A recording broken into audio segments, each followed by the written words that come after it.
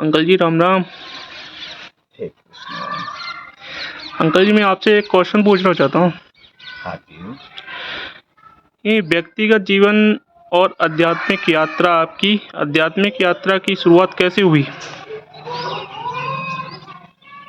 मेरी आध्यात्मिक लाइन प्रारंभ आज से करीब 3 साल पहले से प्रारंभ हुई है। जब मैं अपने शारीरिक रूप में कष्टों में घिरा हुआ था, कोई भी कार्य मेरे पूर्ण नहीं होते थे, शारीरिक स्वास्थ्य भी गिरा हुआ रहता था। मेरे एक मित्र भी थे 509 आर्मी बेस वर्कशॉप में, उनके साथ मेरा प्रेम उठना बैठना था और उनको मैं अपना शेयर करता था कि मेरे को ये परेशानी है, इस तरह की परेशानी है। तो मेरे को अवगत कराते थे कि तुम्हारी ये परेशानी, तो हाँ अपनी समस्या का समाधान कराइए।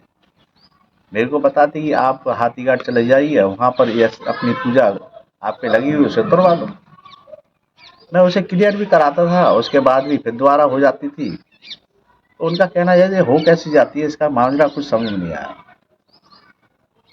तो उन्होंने एक दिन मेरे से कहा कि मेरे हाथ में जो पेंडुलन है ये, वो चलाते थे और उससे संकेत लेते थे कि मतलब आ, सही गलत और कोई सवाल पूछना हाँ या ना का जवाब मिल जाता था।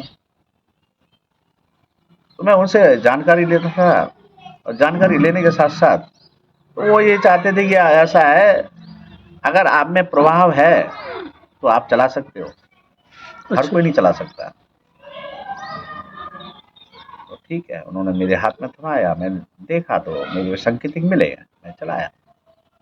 वहीं से मेरी आध्यात्मिक लाइन की शुरुआत हुई। शुरुआत में यह मेरे शिक्षा के तौर पर इतना ही है कि मेरे को एक पेंडुलम चलाने के लिए प्रेरित किया, इससे ज़्यादा उनका कोई रोल नहीं था। और उसके बाद मैं अपने अध्ययन में स्वयं ही लगन से लगा। मैं अपनी वंशाकुली को देखते हुए उसमें मैं किसका अंश हूँ यह खंगालने के लिए लगा रहा।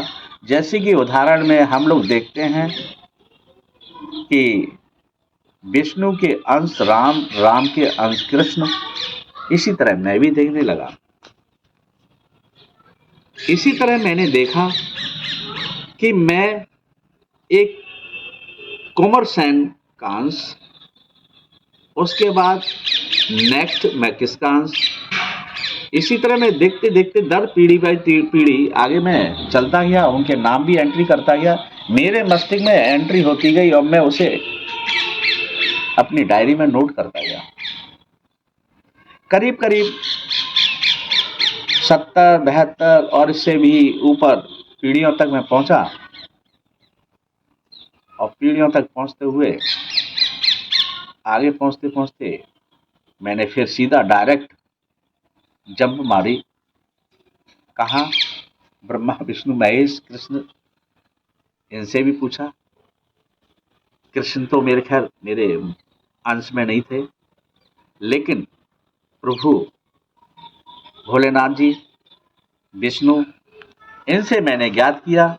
तो वहाँ हमारा अंश का एक तालमेल मिलता गया, संकेत मिलता गया और मैं आगे बढ़ता गया। और बढ़ते बढ़ते फिर मैं और भी आगे गया। इसी तरह विषय में थोड़ा सा मैं एक रोकते हुए मेरे साथी को मैं अब चर्चा करता था कि ऐसे ऐसे मैं मेरे प्रभु और ऐसे ऐसे मेरा एक लेवल ये है, तो कहते मेरे को भी इस लेवल में पहुंचा दो। मैं ठीक है, मैंने उनको पहुंचाया तो उनका एक पितृ लेवल में थे, वो उनको संकेत दे दे ऐसा है तुम्हारा इस पितृ लेवल में आगे कोई नहीं है, इसलिए आप वापस आ जाओ, उनसे कहते थे। और वो वापस ना आने की वजह से वो करीब करीब इतने कंडीशन खराब हो गई कि वो मरणावस्था में हो चुके थे। हमारे साथी ये कहते थे कि भाई ये तुम्हारे है क्या, तुम इन्हें मार के छोड़ोगे। उनके संदेश था दिमाग में, लेकिन मेरा ऐसा कोई रोल नहीं था। मैं फिर उनसे बोला आप अपने वापस आ जाओ वही स्थान पे, आप वहां तक नहीं जा पाओगे। और उनका संकेत ये था कि इनका ही सफर लंबा है, तुम्हारा नहीं है। मैं जो कहता था वही होता था। मैं उनसे कहता कि आप बिल्कुल इस तरह की स्थिति में हो जाओगे या इस तरह हो जाओगे, वो ऐसा ही होता था। तो कभी कभी मेरे को डांटते थे कि ऐसा क्यों बोलते हो। नहीं, ये सत्य है, बोल रहा हूँ, मुझे क्या मालूम, मेरे मुंह से निकलता है, मैं बोल देता हूँ। तो उनका रिटायरमेंट तक बड़ी मुश्किल से उनका मैंने बोल दिया कि आप रिटायरमेंट तक अच्छी तरह चंगे हो जाओगे। तो वो उसके 3 महीने में अच्छी तरह चलने फिरने लायक हो गए और रिटायर के समय आया और रिटायर भी हो गए। मेरा प्रचलन चलता रहा। मैं पृथ्वीलोक, आकाशगंगा, ब्रह्मांड, मैं यहां तक आगे तक चलता गया कि मेरा अंश कहां तक है। वह देखते देखते मेरी आत्मा का कहां मेरा लिंक है, एक केंद्र कहां पे टिका कि मालूम पड़ा कि ये तो सभी के सभी मैंने ज्ञात किया कि मैं अब आपको क्या कहूं। मैंने पूछा, ब्रह्मा विष्णु महेश से पूछा कि मैं आपको किस तरह से पुकार सकता हूं। तो संकेतिक देते हैं कि आप साले कह के पुकारेंगे तो बड़ा आनंद आएगा। मैं सोचता यार साले तो इस जगत में कोई बोलता ही नहीं है, मैं कैसे बोल दूंगा। मुझे डर लगता था कि मैं ऐसा बोल दूंगा कि मेरे साथ अनर्थ ना हो जाए, क्योंकि मैं भी मनुष्य रूप में हूं। फिर मैं भी ये पूछता था मैं कौन हूं, मेरा स्तर क्या है। जगन्नाथ जी से भी पूछा, बलदेव जी से पूछा, सबसे पूछता गया। जितनी भी शक्तियां थी सबसे पूछता गया। आत्मा के बारे में पूछा कि आत्माओं में सबसे बड़ा स्वरूप किसका है। पूछने में मालूम पड़ा कि स्तर मालूम पड़ते पड़ते ये मालूम पड़ा कि सारी आत्मा मेरे से स्वरूप में सब छोटी आ रही हैं। और स्तर यहां तक पहुंच गया कि कृष्ण जी ये भी कहने लगे कि मेरा स्वरूप तो आपके स्वरूप से हवा के कण से भी अनंत अनंत छोटा है।